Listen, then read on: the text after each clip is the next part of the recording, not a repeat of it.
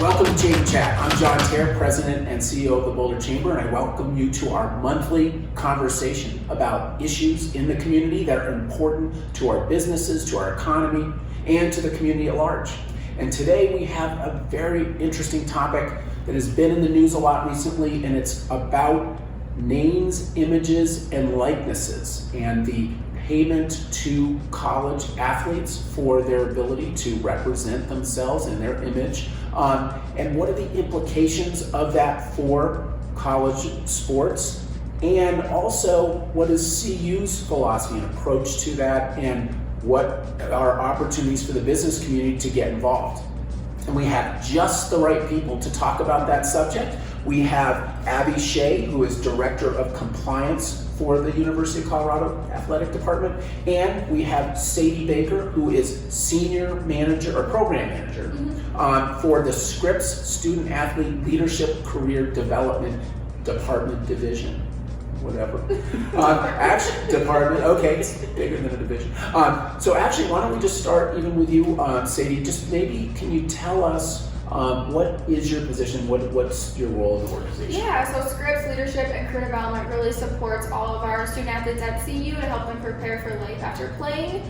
So primarily I work with men's and women's golf, lacrosse, and tennis, and then support all of our NIL initiatives as well. Cool. Yeah. Seems like a fun job. And then Abby Shea, who was an attorney just like me, went to CU. It was fun. It was fun. We won't talk about where they went to undergrad. Jayhawks. But anyway, just Abby, if you can talk about what's your role at the university. Yeah, in athletics compliance, we make sure our student athletes are eligible to compete.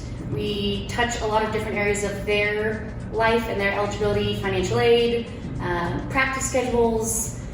We deal with recruits coming in, recruits on visits, things like that. And I specifically have spearheaded our NIL adventure for the past journey. Okay. year plus. Yes. Well, I mean, that's maybe just a good way to jump right into the topic. So maybe tell us a little bit about the history of NIL, names, images, and likeness, how that came to be, and sort of just what the implications are of that. Yeah, so forever,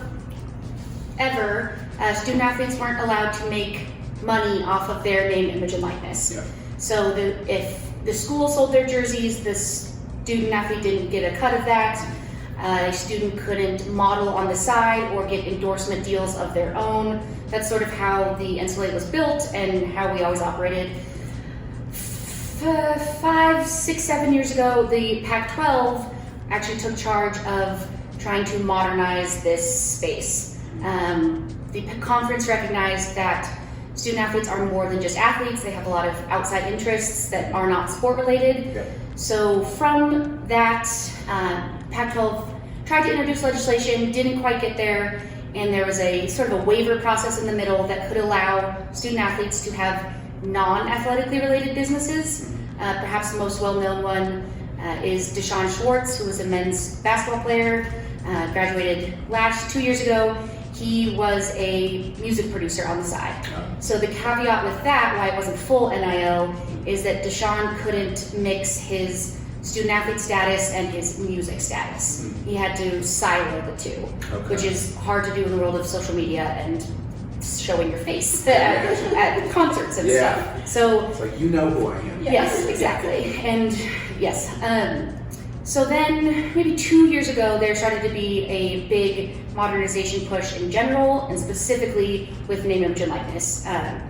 We, as student athletes and coaches and fans, became more aware of how much money student athletes generate for universities. It became necessary to equal the playing field as much as possible. Gotcha. So started with NCAA legislation, which actually our athletic director, Rick George, was on that committee for a couple years. And then different states basically forced our hand.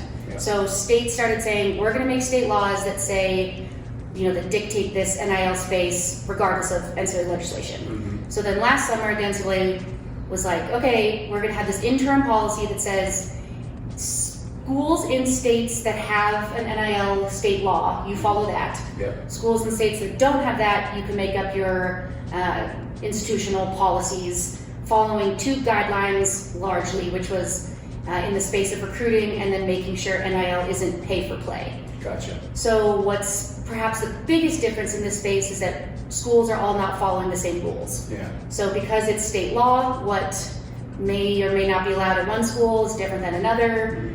What's required in another school, different than another. It makes recruiting quite a challenge. Gotcha. But I think overall it has been a net positive for student athletes. Well, before we get into the implications, maybe I'll just ask if you, Sadie, do you have any sort of sense of like when the students heard about this? How did they receive it? Yeah, I think a lot of student athletes are really excited about it. It gives them an opportunity to, create their own brand, build themselves. And a lot of, even our student athletes at CU want to build a company or a brand or market a product, and they now finally have the opportunity to do that. Yeah. And they can ask questions. Obviously, they're doing it in a legal way as well. Sure. They have Abby, where if they have a question that comes down, they can ask her, which is great that we have the resources at CU. So I would say our student athletes are really excited about the space and able to engage in it. I just think it's still so new that it is hard and challenging at times, but I would say it's very exciting. I gotcha. Well, let me ask this, and you were hitting on it there, Abby, but just the sense of what implications this has for intercollegiate sports and competition. And, certainly there's a question of now, and there has been for quite some time, the balance between a student athlete and a professional athlete. So what are the implications you see from this new NIL policy? You were saying positive, but also some of the drawbacks, and just for the student athlete, and then also for the competition in the sports. I would say, sort of like in life, the 95% of NIL space is great. Yeah. And it is student athletes who will maybe never be as well known as they are right now, and they can capitalize on that momentum they have, that notoriety, and getting free pizza or a discount on chiropractic services. That in large part is not threatening the amateurism model. Then there's of course that small space that probably always existed, but NIL's let it come to light more often. It's sort of like everyone put their cards on the table, where it seems like players are making 5 or 6 figures without doing anything. There was a lot of challenges throughout the year of how and if the NCAA could regulate any of this. And in my opinion, sort of you can't squeeze the toothpaste back into the tube. But it is, so it's hard when the stuff that gets the attention is like, this player got millions of dollars to attend this school. But that's really such a tiny percentage of what the actual industry is. It has allowed our student athletes to do a lot of good community work, making appearances, autograph sessions. We actually had a few incomers who did sports camps back at home. They ran their own camps basically for like their former elementary school or things like that. That they could make money off of, and they could advertise off of it. So maybe the less, noteworthy stuff is actually what's happening. And I know if I was in college and I got free food at this place and free, clothes from this place, that makes a big difference in the collegiate life. But then yes, you do hear the larger stories, and that is sort of like you mentioned, the struggle of recruiting in general. Is what is true versus what is publicity. What is sort of a smokescreen that schools are making it seem like this is happening when perhaps it's not.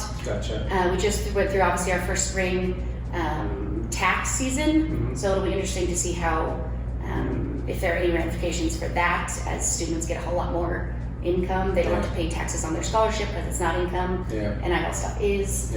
So I think there's a lot of consequences. Maybe we saw the gold rush in the beginning, and now we're all sort of adjusting to the real world version of it. Gotcha. And I understand there's some restrictions on it, and just maybe to make it very clear, what are the restrictions for students receiving some compensation? Yeah, so just in general, and I think what's maybe the most frustrating is that the principle of NIL is that a student athlete is earning the value they're receiving. So it is not pay for play because they have to do something beyond playing their sport. The sort of rub comes when is a car worth one tweet. There's no monitoring of the industry. Gotcha. So if I wanted to give someone $10 million, I obviously don't have $10 million, and I said, I want you to tweet about my favorite charity, send out one tweet, publicize my charity, that is technically a permissible NIL deal. Okay. So there is no regulation of what is fair market value. Yeah. And as you can imagine, these are not rational actors because it's fans who love their team. Yeah. So their market value is heavily, or wildly inflated. Yeah. Because they're making decisions with their heart and with their fandom rather than their business sense. So as long as the student athlete is doing something to earn free stuff, money, discounts, that is what an NIL deal is. Yeah. The NCAA at the beginning set the guardrails that NIL isn't pay for play, so that involves extra action, and that it cannot be used as a recruiting inducement. Okay. So coaches are not supposed to say, if you sign with our school, here are all these deals that you'll have when you get here. Yeah. And I think that's obviously where a lot of the bad press comes from, because it seems like that's exactly what's happening. Exactly. And I do not have an answer for that. Gotcha. Well, yeah, and I will say that I would have, for free pizza, Right, I would have done a tweet. Agreed. I don't know if anyone would pay attention, but so let me ask you. So you're dealing directly with the students. Yep. So you see these kinds of enormous payments that are in the newspaper, and probably that's the exception, I think, as you're suggesting. So question for you, what is CU's approach then and philosophy relative to NIL? Yeah. And then I'm just going to ask you, what are the opportunities for businesses in our community to get involved and benefit potentially from the NIL opportunity? Yeah, so I think here at CU we're kind of in the midst of redefining reality. Obviously we see that 1%, 2% on social media, but in reality, that's not going to happen to an everyday athlete. Yeah. So we have a great opportunity here in the Boulder community to really get involved and get engaged. There's so many businesses, so many companies here. We have so many great CU fans. Yeah. So we have a great opportunity to really get the community involved, work with our student athletes. Like Abby said, if it's a local pizza shop wants to work with a student athlete and give free pizza for a tweet, we have that opportunity, and we just need to really work with the Boulder community and get the Boulder community more involved within NIL as well. Cool. And so a couple things. So it really is, the bounds of creativity are pretty wide open, would you say? Yeah, you can go from showing up to maybe your son or daughter's birthday party, and our student athlete can do an appearance. It could be, literally anything. You can get as creative as you want. It could be social media to appearance, to an autograph even. NIL can really be anything. Cool. And then how does a business find out or connect to these athletes? Yeah, so we have an app. It's called Buff NIL Exchange. So it's free to use. So a business can just sign up on the app. They have to create a brand profile. And this is just a great way to look at every student athlete that we have. And they can reach out to them through the app and get engaged and have conversations around the app. So it's really easy to use, and like I said, free to use as well. Free to use. Okay, so pay attention, and we'll put the information down below so that folks can click in. Well, let me ask you then both. We have our team, on the field practicing right now. They're getting ready for the season. We're going to have our CU football kickoff event, so make sure you're there. But I just want to know, how has this impacted maybe the team at all? And what is your prediction for the season? Because this came in so late in the game beginning of the school year, it was almost like our fall sport athletes were too busy. It was all this change, and then they were right into preseason. Yeah. So I think over the off season is when we saw a lot of football energy, volleyball, soccer, and I do think our student athletes are really interested in doing NIL deals. Yeah. What we discovered last year before the exchange was that it seemed like student athletes wanted to do NIL, and people in the community wanted to do NIL, and it was hard. We didn't have a way to bring them together to match them. Right. Yeah. So our student athletes can opt into the exchange. Some of them just aren't interested and don't do it, but I think 3/4 of our student athletes currently are on there. Wow. There's now a new function where they can list their interests. So if it's outdoors activities, maybe they like animals, things like that to help the businesses and people in the community sort of match up to who they might want to work with if they're not just a CU fan that knows the players by his or her names. So I do think NIL is here to stay. It's a very important part of recruiting and of sort of roster management, keeping people here, keeping people excited. Yeah. And our student athletes are eager to, keep growing our exchange platform, things like that. As far as on the field, Let's talk okay. football. I'm very excited that we have a real quarterback battle. I don't think we have had one in a decade-ish. Yeah. We have two legitimate QB1s who are competing. We know competition makes everyone better, Yeah. and I think that is a really good thing. I think, in my opinion, the best thing Darrell has done is the new coaching staff. I think they're so exciting. They have such great energy. I know there was a lot of turnover since last season, but that actually, I think, sort of brought our team together. I do think it feels really different. Yeah. I love this coaching staff. I think they fostered a lot of competition. It's obviously different from last year, but I think that's a good thing. I think that keeps sort of our veterans on their toes. Feels different, and I think we're going to surprise a lot of people.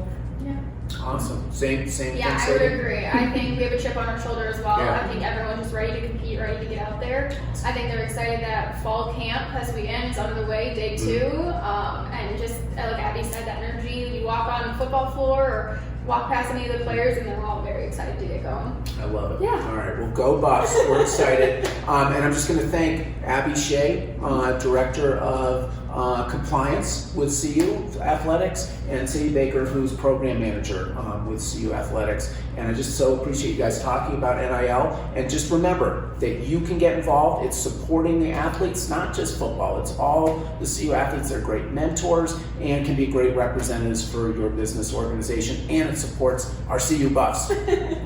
So we'll close with that, and we'll see you next time on Chamber Chat.